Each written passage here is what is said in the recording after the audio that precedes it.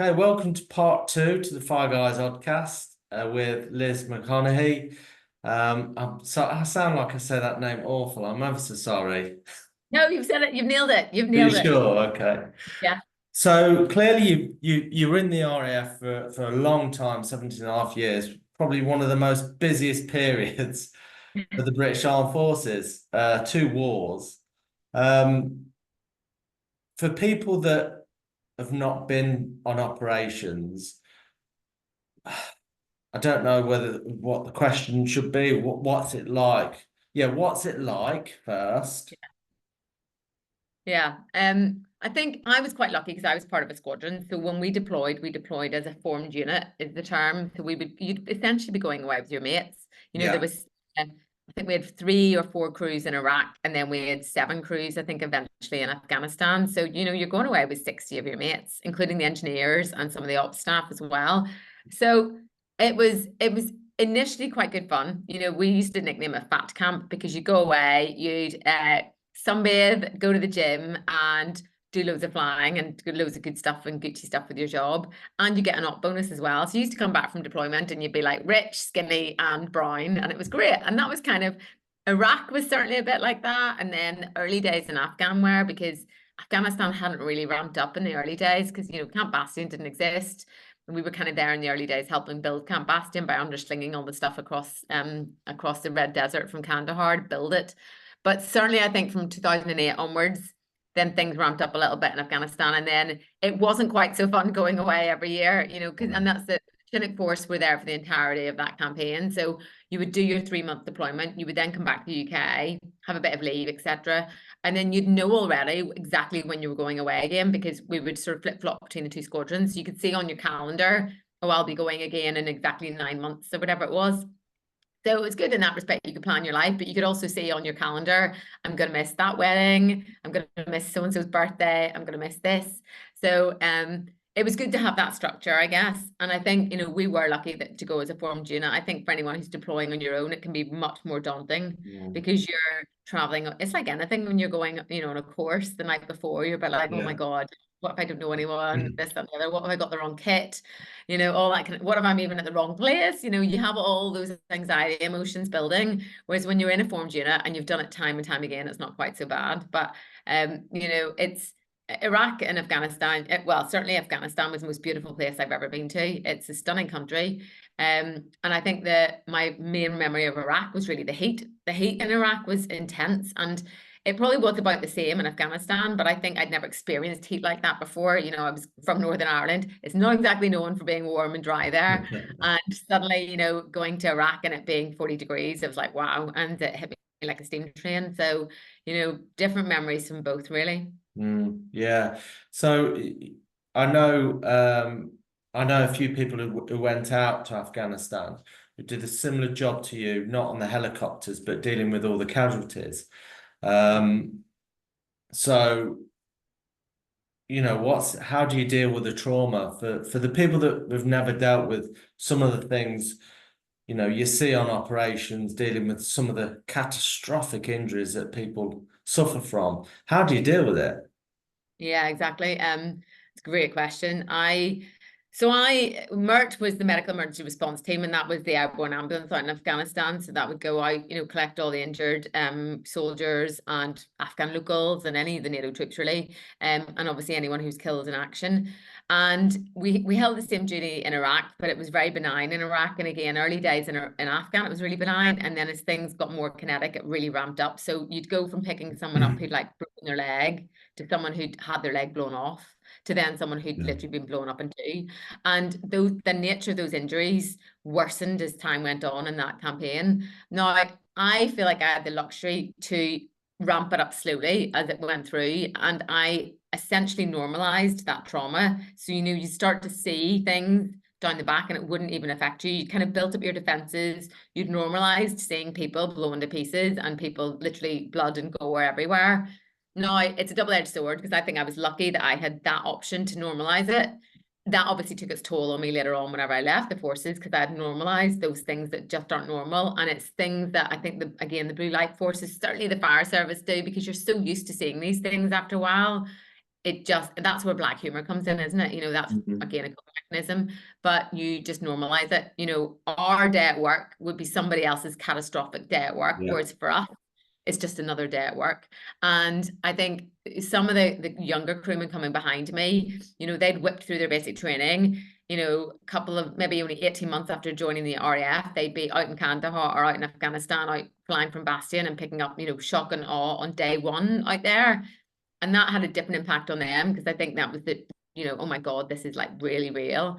And so that had a different impact on them. And I think a lot of that kind of generation that haven't gone into more slow time maybe got affected quicker. But for me, it then affected me much later. So there's kind of just two elements really there. But I think coming back to some of your colleagues that you said you knew that were involved in the MERT, we would go and collect the injured casualties from up in the Helmand Valley. We'd come back to Camp Bastion.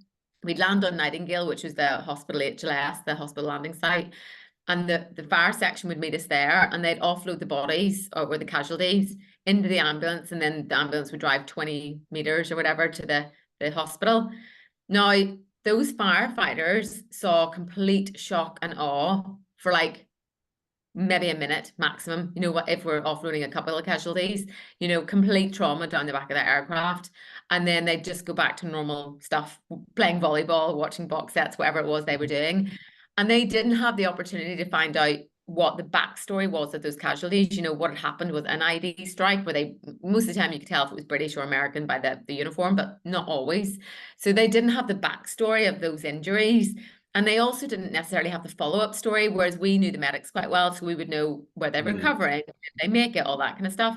Whereas the fire section had this really small snippet of complete trauma, and then like no buffering, nobody there checking in on them to see if they were okay afterwards. And I think it affected a lot more the fire section than people actually ever cared to notice or realize that time out in Afghanistan. And you know, we got eventually a lot of sort of trim training, and we had decompression coming back from Helmand eventually after about 4 tours. They put decompression in for us, and it was very obvious that we were there in the firefight and picking up the casualties, and the medics obviously were seeing all the trauma, but the fire section almost got overlooked and forgotten about in that process, you know, that end-to-end journey for the casualty. And I think it's something that was, you know, there definitely will be a ripple effect of that going onwards. Yeah, there will be. In regards to the decompression, did you fly into Cyprus? Is that? Yeah. Yeah. Yeah, we'd spend a couple of days there. You'd get to go and sit on a beach and have 3 tins of Strongbow or Stella. It didn't take much of that. We hadn't drunk for 3 months, so 3 tins of that was enough to. And you'd have a brief from the padre saying, if you get home and you're drinking too much, or you suddenly find yourself very angry and not sleeping, then you need to contact the mental health services. But it still wasn't really good enough. And I think all of us genuinely felt like it was a bit of a box ticking exercise. It was arse covering, you know.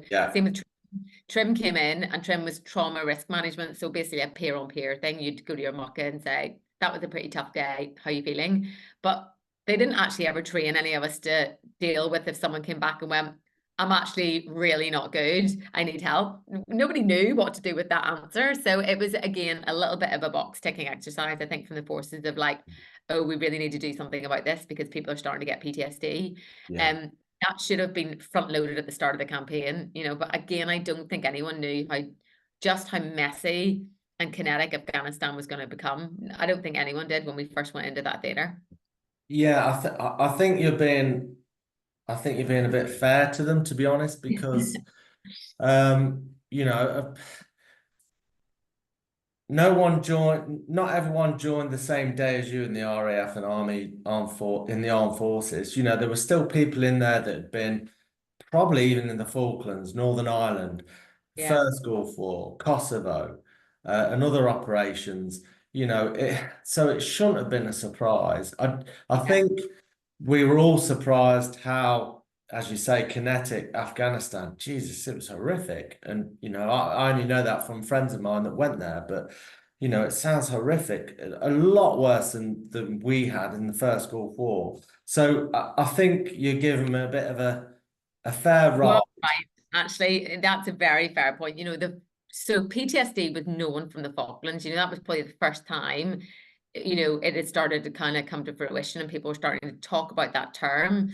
So you're right, the forces had like, 20 plus years to really get their shit together and Definitely. sort of out, and they still didn't. And, even now with so much PTSD coming out of the Afghan campaign, they still haven't got it together. I go and do talks now at stations around the UK, and I am always shocked, literally speechless at some of the stories people come up and tell me after Yeah. I've delivered my talk on a stage. And people saying that they've been on waiting lists for 2 years to get help. Other people saying that they've been signposted to the veterans mental health charities because the waiting list is so long in the forces. And that is criminal, because the mental health charities, Combat Stress, Help for Heroes, all those people, they are absolutely saturated with veterans needing help. The waiting list for them is about 14 weeks, and they get referrals every single week. So for me, the people who are still wearing the uniform and still getting paid, by the MOD, should be looked after by the MOD. It shouldn't be an offloading to the charities who get very little funding. Yeah. And I think, that's really criminal. And, just some absolute horror stories. DCMH, which was the hub for the mental health sort of side of things from the forces, was focused at Bride. It was like a sort of hub for everyone to kind of go to if you were struggling. That's now been disbanded and kind of moved around to different bases, and it's collapsing in.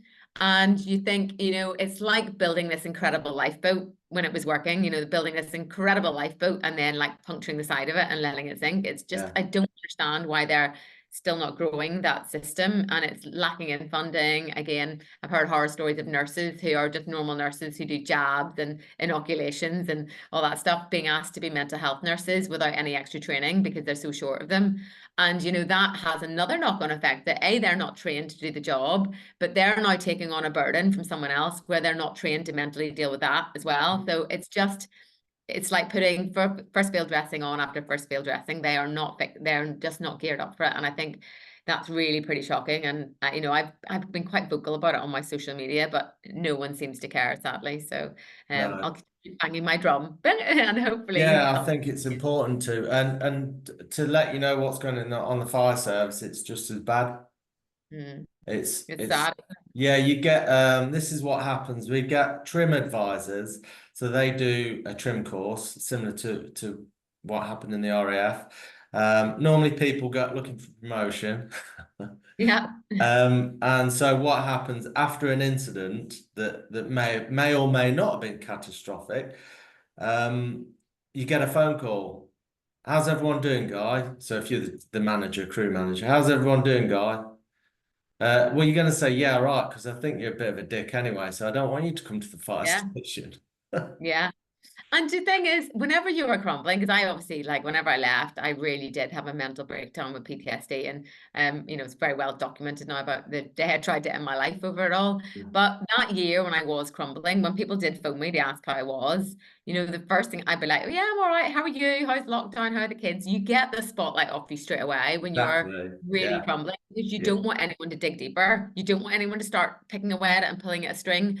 So you just switch the conversation. And one of the things now, whenever I stand on stages and share my story, I always say to people, you've got to ask twice. Because if you ask someone a second time, how are you really doing? Sometimes that's just enough to crack the eggshell. And come back to the forces thing.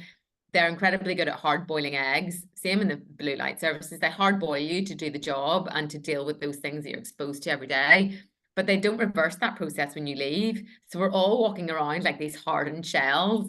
And, you've really got to smash that to get underneath and try and find out what's really going on with someone. And you've got to ask them twice. And I think that, if you can take that away from today, if nothing else, then I think that's a good way to kind of go forward with just looking after your colleagues and looking for those changes in behavior as well. My behaviors changed 180 when I was crumbling. I'd gone from being an absolute gym bunny, running 60 miles a week and cycling every day, to just living in the house, barely leaving the house, eating junk food. And those are very obvious signs if people had seen me, but we were in lockdown. And I always say to everyone, if you've got a mate who doesn't really drink, but suddenly is the last one standing at the, the squad piss up or whatever, or the vice versa, someone who used to drink all the time, but suddenly never comes out to any invites. Again, someone who's always at the gym, stops going to the gym, all those kind of things are very strong indicators that someone is starting to struggle. But you've got to watch out for them. You've got to look for those very obvious signs. Yeah, That's really good advice, and hopefully people will listen to that. Asking twice. That's great advice. That is. Yeah, I can see that Yeah. working really well. So, and you don't have to answer this question. And if you don't want to answer it, that's fine. We'll move on very quickly. But you said you were in a very bad place. How did you get yourself out of it? Yeah, well, I didn't. And that's sadly that where I got to breaking point. So basically that summer of 2020, whenever we were all locked down, Man, I think, I'd used running as a coping mechanism for all the trauma that I'd seen during my Air Force time. And, I'd always joked that I couldn't really run a mile and a half when I joined the military. And at one point I was like the Forrest Gump of Capacitian. We would land from a bad day on where, and I would just run and run and run. It was yeah, my way of emptying the bucket. Then lockdown hit, and suddenly that cope mechanism is gone because you weren't allowed out for more than 10 minutes exercise a day. So I just stopped running, stopped exercising. So the coping mechanism had gone. I was obviously very isolated. I was living on my own. And I think, just that support network of people. But I think the other thing that we all do when you're maybe not dealing with big life events that have caught you out, is we keep busy. Someone dies. I had a friend who died from yeah, cancer just prior to lockdown. I'd gone through a divorce. I'd left the military. All these big dominoes had fallen in my life. And I, instead of dealing with them at the time, had just kept really, really busy. yeah, And then lockdown happened and I couldn't keep busy anymore. So all of that stuff started to resurface. I had too much time to think about things and I unraveled so quickly. I developed insomnia. Sleep underpins everything we do. And having chronic insomnia is just so, it starts to play mind games with you. And then in the August, one day I basically woke up and decided it was going to be my last day on earth and I was going to end it all. And I spent the day planning it with meticulous fashion. I woke up that morning. It's actually quite a funny story because I woke up with these suicidal thoughts and I was initially very, very scared and distraught. So I emailed, coming back to the, I want to talk about it. I didn't want to pick up the phone and ask for help. So I emailed the GP and said, this is me. I've woken up this morning. I'm feeling suicidal. I think I need to see someone. And I got an email back straight away from the pharmacy that was attached to the GP surgery. And they said, you've emailed the pharmacy by mistake. You need to contact your GP. I was like, cheers, super helpful. So I then did have to phone the GP. I got a lovely old lady on the phone. I explained how I was feeling. And she said, look, we're really busy. Can you call back tomorrow? Again, wow, not helpful, but a sign of the times. That was COVID, wasn't it? And I wonder if that's because they were just swamped with people or because they'd almost normalized people phoning up saying they wanted to kill themselves. So I then just cried, crumbled on the phone, and she realized just how serious it was. And she got the GP to call me that afternoon, and he rang and he basically prescribed me some antidepressants and said they'd be ready that afternoon. But he didn't ask if I wanted to come in to see someone. He didn't look at my notes to see that I'd reordered a drug called amitriptyline on the Monday, and amitriptyline was a drug I'd been prescribed for my neck injury, and it's a really good sleeping tablet. But it's also an antidepressant, and I've been taking it since the Monday to try and help me sleep. And he didn't even ask if I was taking any other medication. He just prescribed me these antidepressants. So I remember hanging up the phone to the GP and thinking, well, that's it. No one cares. And that's so far from the truth. I could have picked up the phone to any of my yeah, mates, any of my RAF mates who were like yeah, family. But I didn't want to burden someone. And I think that's very much a human thing. We as a human nation don't want to burden people. And especially when you've been in a position in the forces or the blue lights, certainly as a firefighter, you're at the pinnacle of society. You're the heroes on the calendar. You don't want to burden someone whenever you're crumbling. So I never reached out for help. And then essentially went across that afternoon to the same pharmacy that I'd already emailed saying I wanted to kill myself and picked up a lethal dose of drugs and went home that night and wrote a suicide letter to my family without any emotion because amitriptyline's a nerve blocker. So it blocked all of my emotion. Now, I was very robotic in my behavior. I then, had dinner and had a shower, did my hair and makeup, put them on a nice dress, and at midnight took 95 amitriptyline. And I was very lucky to survive. I don't remember anything after taking them. And I woke up on life support 2 days later in Basingstoke Hospital. And it only turned out once I was released from hospital 2 days after that, I was reunited with my mobile phone and I had actually called the Samaritans for 13 seconds at 10 to 1. And just after that, I called 911. I am not sure why 911 and not 999, but that phone call had saved my life. And I think it proves, and you guys will get this as well as anyone, it proves that there's something inside us all, that will to survive, to fight for your life when you really need it to. You see people at RTAs bleeding out at the side of a road, and something inside you will really fight for your life. And that phone call that night had saved mine, even though I don't recall making it. So Yeah. yeah, Wow. yeah. So, I mean, and you've wrote a book? Blimey. Yes. I mean, that's from going from that dark place to be, you know, you're going around in motivational speaking, you're involved with lots of veteran charities, you've got a real cause and a real drive to do good. Yeah. So you Is imagine, that is that I purpose mean, it's again, isn't it? fantastic, Oh, well, fantastic thank you. what you do now. I think Um, it had to happen. I think the purpose, I needed purpose back in my life. And I think, but that's again coming back to us all that put uniform on. yeah, The way yeah, I didn't have purpose, that's when I came unraveled. And now yeah, that I've got my purpose back, then that's the one thing, I go out every day and I make a difference to people again. And that's so important to me. And I think, PTSD can be a chapter of your life. It's a chapter of my book. And for anyone listening to this, I think it's really important to know that PTSD doesn't define you going forward forever. It's not a label you have to wear on your forehead for the no, rest of your life. With the right tools and supporting people around you, you really can recover from it. It's like a broken leg. You yeah, can really fully recover. And I promise you, you will come out stronger the other side of the breaking point because you will learn more about yourself. I was robotic in my behavior in the military. I misunderstood the meaning of resilience my entire forces career. I thought resilience meant unbreakable, and resilience doesn't mean unbreakable. It means bending and breaking and falling and using those failures in life to come back stronger for the next battle.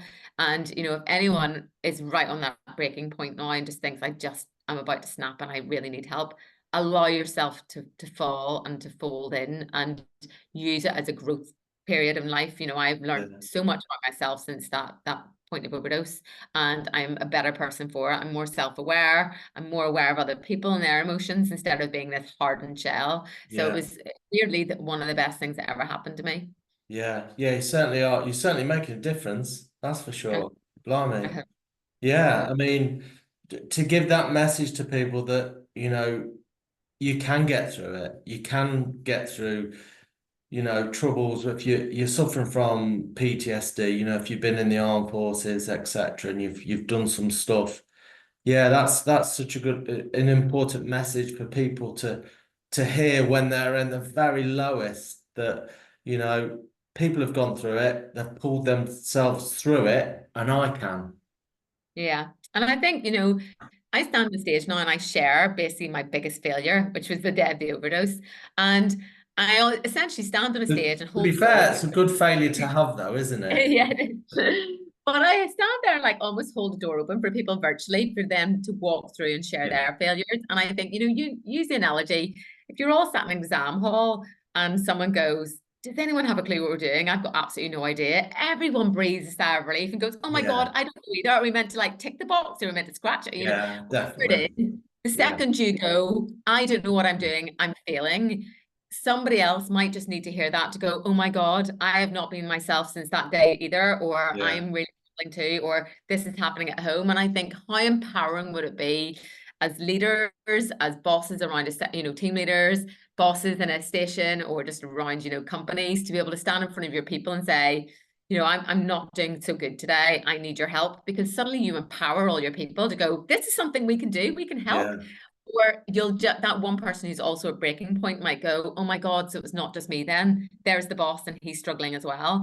So yeah, I think being open about your struggles is so important. And I use a system now, a numbered system. So I basically number my mental health out of 1 to 10. So if I am a 9 out of 10 and my mates ask me, what's your number this week, Liz? I'm 9 out of 10. Don't need to worry about Liz this week.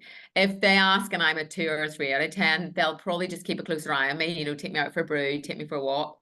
And I don't even have to tell them why I'm that number. They're just putting your light on, saying I'm not so mm, good this week. It's sometimes just enough. And I use that system all the time now with my mates. But I also think it's a really good system for people to use at work, on the bottom of an email or in your team debriefs or whatever. yeah, I think really important, down the pub on a Friday night with your mates, but also with your family, because it's such a simple tool for kids to understand, and again, sit around the dinner table, what's everyone's number today?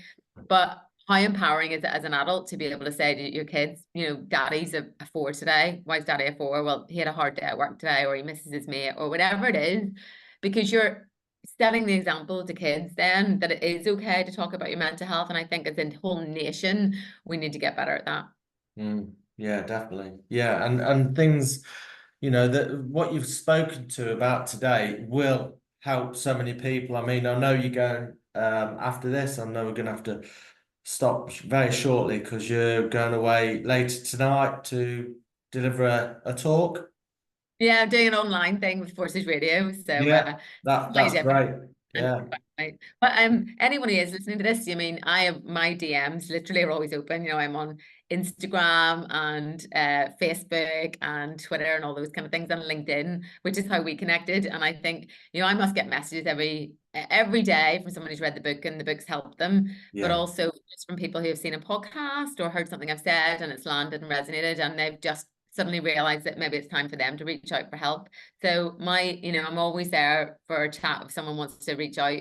I can't fix the world. I don't have a magic wand, but I can certainly try and offer a bit of advice so you don't get to where I got to, or signpost you in the right direction. So yeah, very, yeah. And there's people that teach me stuff every day as well. I mean, I do not have the monopoly on good ideas or mental health advice, yeah, but definitely. that's where we can all help each other. We're all on this big blue planet together. So Yeah, why not help each other? yeah, definitely. Well, hopefully there'll be another book out soon. Hey, Yeah, just get less busy and more writing time, I think is yeah. the Well, I don't think that's going to happen. I think you're going to be pulled from pillar to post to hear your story and some of the great advice you've got for people. Because you've got real lived experiences, and like you say, you can't buy that. You can't buy no, that at all. yeah, hard paper round. Yeah. Listen, I know you've got to go, and I'll try and get to listen to that Forces Radio interview tonight, or when it's being published. But thanks again for making time for us and giving such great advice to such an important subject. And Yeah, you're very welcome. Very keep welcome. up keep up the good work, Liz. Thanks very much. Oh, it's same to you guys. Thank you. Cheers. Bye. Thank you.